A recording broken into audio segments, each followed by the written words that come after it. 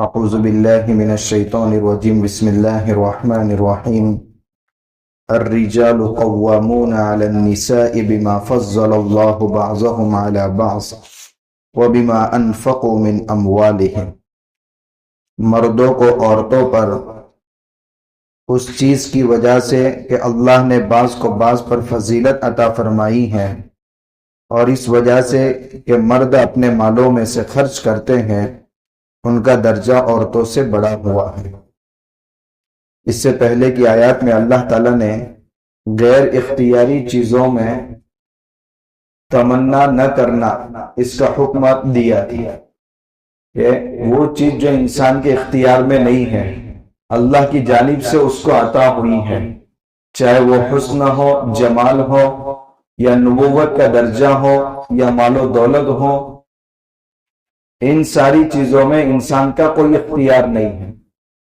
اس لیے انسان کو ایسی چیز کی تمنا نہیں کرنی چاہیے، ورنہ وہ بیماریوں میں سے اور گناہوں میں سے سب سے خطرناک بیماری اور گناہوں میں سے سب سے بڑا گناہ حسد، اس میں مبتلا ہو جائے گا، اور جس کی وجہ سے پھر گھر میں، خاندانوں میں، معاشرے میں تباہی مچ جاتی ہے۔ اس لیے بتایا کہ غیر اختیاری امور میں تم کسی چیز کی تمنا مت کرو۔ ہاں، جو چیزیں کسبی ہیں یعنی محنت کے ذریعے حاصل کی جا سکتی ہیں، ان کو حاصل کرنے کی پوری کوشش کرو، اور اللہ سے فضل کو حاصل کرو۔ یہ آیت کس پس منظر میں اتری تھی، وہ پس منظر بھی سامنے آیا تھا۔ پھر آگے اللہ تعالیٰ نے بتایا کہ مردوں کو عورتوں پر دو وجہ سے فضیلت حاصل ہے۔ ایک تو یہ کہ اللہ نے مرد کو مرد بنایا ہے، اور دوسری چیز کہ مرد خرچ کرتا ہے اور عورت خرچ کرواتی ہے۔ ان دو باتوں کی وجہ سے اللہ نے مرد کو عورت پر فضیلت دی ہے، مگر یہ کامن اور عمومی بات ہے۔ ہر مرد ہر عورت سے بہتر اور افضل ہو، ایسا نہیں ہے۔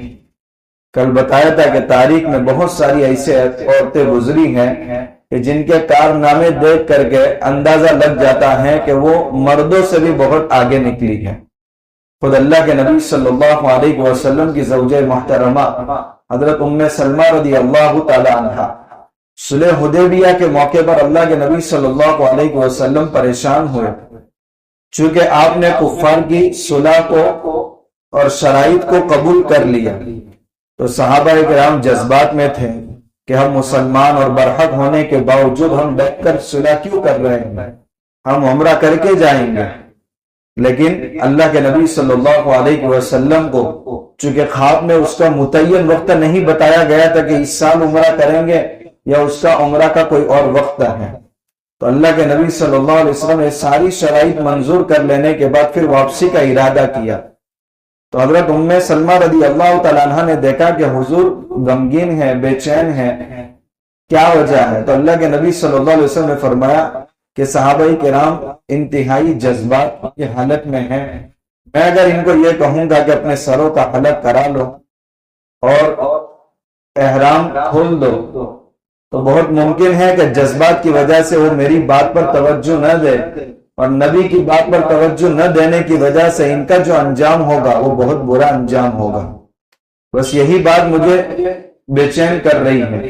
تو حضرت ام سلیم رضی اللہ تعالیٰ عنہ نے فرمایا، رسول اللہ آپ اپنے بالوں کا حلق کرا لیجیے، اپنا احرام اتار لیجیے، اور آپ اپنے خیمے سے باہر تشریف لے جائیں۔ یہ تو جان نثاروں کا مجمع ہے، آپ کو کہنے کی بھی ضرورت نہیں ہے، صرف آپ کی ادا دیکھیں گے تو آپ کی ادا ان کی ادا بن جائے گی۔ چنانچہ اللہ کے نبی صلی اللہ علیہ وسلم نے بغیر حکم دیے اپنے بالوں کا حلق کرا لیا اور احرام اتار دیا، اور اسی حالت میں آپ باہر تشریف لائے۔ صحابہ کرام نے جب یہ آپ کی حالت دیکھی تو سب صحابہ کرام نے وہ کام کیا۔ یا حضور بے چین دے کہ کرنا کیا ہے، اور مشورہ کس نے دیا؟ حضرت ام سلمہ رضی اللہ تعالیٰ عنہ نے ایسا مشورہ دیا کہ بہت بڑا مسئلہ حل ہو گیا۔ تاریخ میں ایک شخصیت گزری ہے ابو حمزہ نام کے، ان کا بیوی سے جھگڑا اس بات پر تھا کہ تم صرف بچیوں کو جنم دیتی ہو، بچے کو نہیں جنتی، اس لیے ناراض۔ تو ابو حمزہ نے اس عورت کو چھوڑنے کا بھی ارادہ کر لیا اور دوسرا نکاح کا بھی ارادہ کر لیا۔ یہ عورت نے دیکھا کہ کئی راتوں سے شوہر میرے گھر نہیں آ رہے ہیں اور مجھ سے ناراض ہیں، تو اشعار لکھ کر کے اپنے شوہر کو بھیجے، ابو حمزہ کو کیا ہو گیا ہے کہ وہ ہم سے ناراض ہیں، وہ ہمارے پاس اس وجہ سے نہیں آتے کہ ہم بیٹیوں کو جنم دیتی ہیں، بیٹوں کو جنم نہیں دیتی۔ تو ابو حمزہ کو بھی معلوم ہونا چاہیے کہ ہماری مثال کھیت کی طرح ہے اور ان کی مثال کسان کی طرح ہے۔ کسان کھیت میں جو بیج ڈالتا ہے وہی کھیت بیج اگاتا ہے، تو اس میں ہمارا کیا قصور ہے؟ قصوروار تو آپ ہیں۔ ابو حمزہ کو یہ اشعار سمجھ میں آ گئے اور انہوں نے اپنا ارادہ ترک کر دیا۔ واقعتاً یہ سمجھدار عورت کا کلام ہے، مرد کی سمجھ یہاں تک نہیں پہنچ سکتی، اسی لیے تو عورت کو وہ مجرم ٹھہرا رہا تھا، مگر جب عورت نے اپنی ذہن سے ایسا کلام پیش کیا کہ مرد کو بھی سمجھ میں آ گیا اور انہوں نے اپنے سارے ارادوں سے رجوع کر لیا۔ ایک مرتبہ ایران کے بادشاہ نے وجد میں آ کر کے، چونکہ ایران کا بادشاہ شاعر تھا، وجد میں آ کر کے اس نے شعر کا ایک ٹکڑا کہا، در ابلق کسے کم دیدہ بود، چونکہ ایران میں فارسی چلتی تھی اور ہندوستان میں بھی مغلوں کے زمانے میں فارسی زبان چلتی تھی، یہی سرکاری زبان تھی۔ تو ایک شعر کا مصرع بنایا اور ایران کے بڑے بڑے شاعروں کو کہا کہ اس کا دوسرا مصرع بنا کر لاؤ۔ یہ پہلے مصرعے کا خلاصہ یہ تھا، در ابلق کسے کم دیدہ بود، یعنی ایسا موتی جو سفید ہو اور اس میں تھوڑی سی سیاہی مل جائے، آج تک کسی شخص نے دنیا میں ایسا موتی نہیں دیکھا۔ در ابلق کسے کم دیدہ بود، لیکن آگے کا مصرع نہیں بن پا رہا تھا۔ اب ایران کے سارے شاعر پریشان کہ اس کا دوسرا مصرع بنائے تو کیسے بنائے، لیکن کوئی بھی بنا نہیں سکا اور سب عاجز آ گئے۔ بات چلتی چلتی ہندوستان تک پہنچی۔ ہندوستان میں اورنگزیب عالمگیر رحمت اللہ علیہ کی بیٹی تھی، بہت نیک پارسا، زیب النساء جن کا نام تھا، جنہوں نے آخر تک نکاح نہیں کیا اور بہت نیک پارسا خاتون تھی۔ جب انہوں نے دیکھا کہ یہ مصرع اور اس کا دوسرا مصرع نہیں بن پا رہا ہے، تو ایک مرتبہ شیشے کے سامنے کھڑے ہو کر اپنے آنکھ میں سرما لگا رہی تھی۔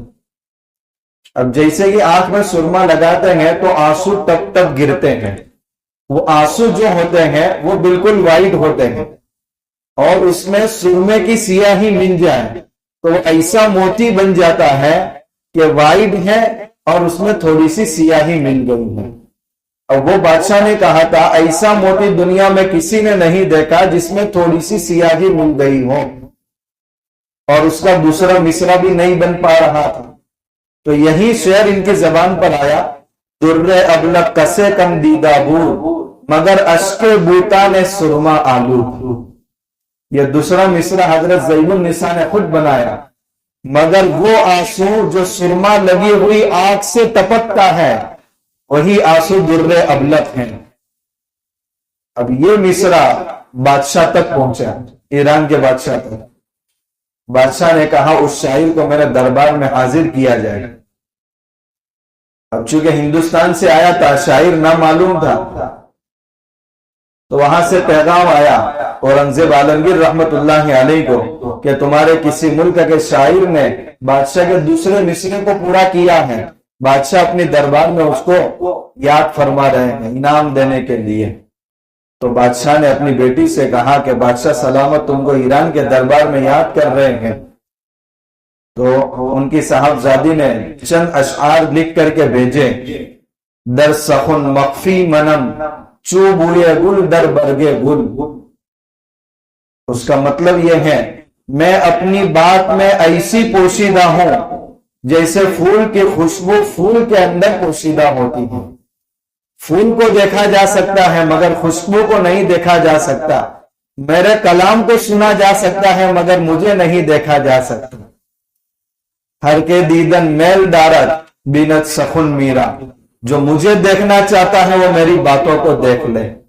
بادشاہ کے پاس جب یہ شعر گیا تو بادشاہ سمجھ گیا کہ یہ کوئی شاعر نہیں ہے، یہ کوئی نیک خاتون شاعرہ ہے جس کی زندگی میں پردے کا بڑا اہتمام تھا۔ تو یہ عورت ہے اور ایسا کلام پیش کر رہی ہے کہ بڑے بڑے شاعر اس کے سامنے گھٹنے ٹیکنے پر مجبور ہیں۔ اس لیے یہ جو بات قرآن نے کہا وہ جن سے مرد کو دیکھتے ہوئے، کہ کامن بات یہ ہے کہ مردوں کا درجہ عموماً عورتوں سے بڑا ہوا ہے، ورنہ ہر مرد ہر عورت سے بڑا ہو ایسا نہیں ہو سکتا۔ بہت ساری عورتیں نیک پارسا ہوتی ہیں جن کی عبادتوں کی مرد مقابلہ نہیں کر سکتا، مرد ان کی عبادتوں تک پہنچ نہیں سکتا، بچوں کی وہ جو تربیت کرتی ہیں ان تربیت مرد نہیں کر سکتے، تو ایسی عورتوں کی اللہ کے وہاں جو مقام ہے اس مقام تک مرد نہیں پہنچ سکتے۔ تو ایک کامن بات خود قرآن نے فرمائی ہے۔